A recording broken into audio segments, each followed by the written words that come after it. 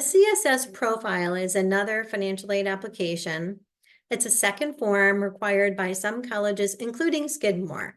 So for Skidmore, this is the primary financial aid application that we in the financial aid office use to determine your eligibility for Skidmore grant. We also use the data on the CSS Profile to estimate your eligibility for federal and state financial aid.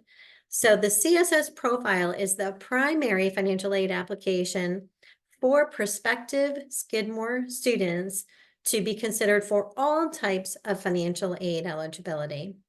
And why a second application? Well, because it gives us so much more information than what's reported on the FAFSA.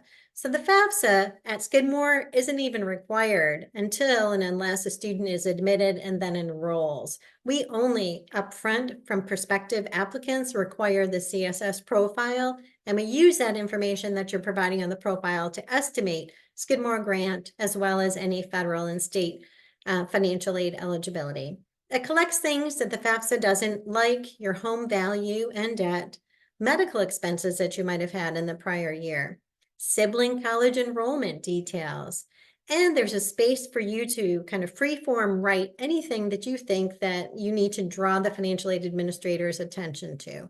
So there is this second form that we require.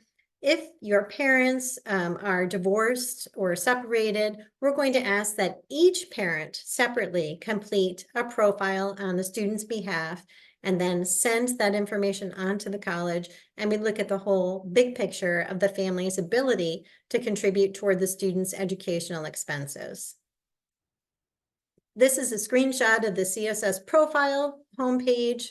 That big red arrow is pointing to a link that'll tell you what other colleges require the CSS Profile so that you know you're sending the CSS Profile or not. If the colleges you're applying to are not on this list, you can skip the CSS Profile. But if they're on there, you don't want to miss this step. You could lose out on financial aid eligibility if you don't complete it for the colleges that require it.